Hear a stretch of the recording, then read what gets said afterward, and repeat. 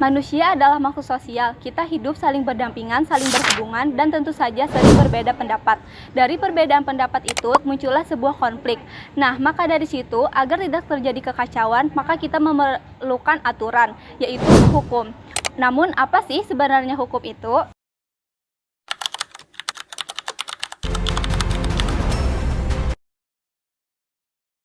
Menurut Lewandowicz, hukum adalah perilaku masyarakat yang dianggap penting bagi kepentingan bersama.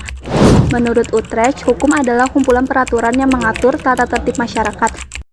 Menurut Hans Kelsen, hukum adalah norma yang memaksa perilaku manusia dengan sanksi. Pertama, menurut Gisela dan Van Hoek, ilmu hukum telah berkembang sejak abad ke-19. Baru hukum berada di tengah antara filsafat hukum yang abstrak dan dogmatika hukum yang teknis.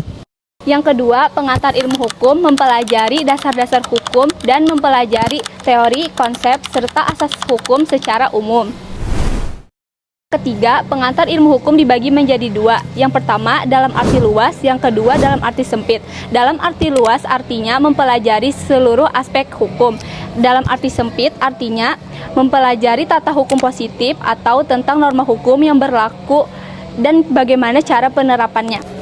Keempat, menurut O.J. Salman, hukum dapat dipahami sebagai ilmu, kaidah, lembaga sosial, nilai, dan sarana pengendalian sosial. Terakhir, cakupan ilmu hukum terdiri dari yang pertama, dogmatik hukum, yang membahas norma dan asas hukum. Yang kedua, ilmu kenyataan hukum, seperti sosiologi, antropologi, psikologi, dan sejarah hukum. Secara historis, istilah ini berasal dari mata kuliah Inleiding tot de Rechtswetenschap yang diajarkan di Rechtshogeschool atau Sekolah Tinggi Ilmu Hukum Batavia pada zaman Hindia Belanda tahun 1924. Menurut para ahli, pengantar ilmu hukum sendiri berfungsi untuk menjelaskan maksud, hakikat, serta tujuan hukum. Selain itu, pengantar ilmu hukum juga dapat menjadi dasar bagi siapapun yang ingin belajar cabang-cabang keilmuan hukum lainnya. Dari berbagai pandangan itu, kita tahu hukum bukan sekedar teks di atas kertas. Ia adalah sistem nilai, aturan, dan kesadaran moral yang hidup dalam masyarakat. Tujuan hukum telah dijelaskan dalam berbagai teori. Menurut Ahmad Ali, ada 3 tujuan, utama keadilan, kemanfaatan, dan kepastian hukum. Teori etis menekankan keadilan, teori utilitis menekankan manfaat, dan teori legislatif menekankan kepastian hukum.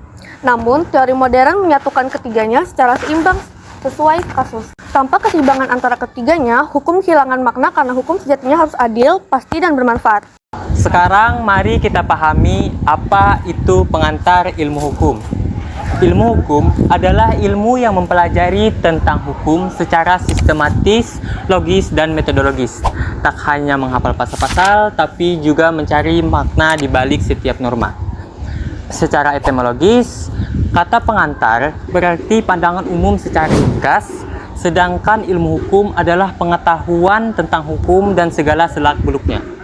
Maka, pengantar ilmu hukum dapat diartikan sebagai ilmu yang mempelajari tentang hukum secara umum, serta memberikan gambaran dasar tentang seluruh cabang ilmu hukum. Jadi, ilmu hukum bukan sekedar hafalan undang-undang, tapi cara berpikir kritis untuk menegakkan keadilan.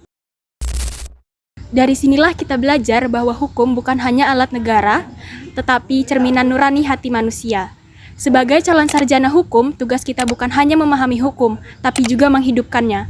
Karena hukum tanpa keadilan hanyalah tulisan, dan hukum tanpa kemanusiaan hanyalah sebuah kekuasaan. Fiat Justitia Ruat Kelum, tegakkan keadilan meski langit akan runtuh.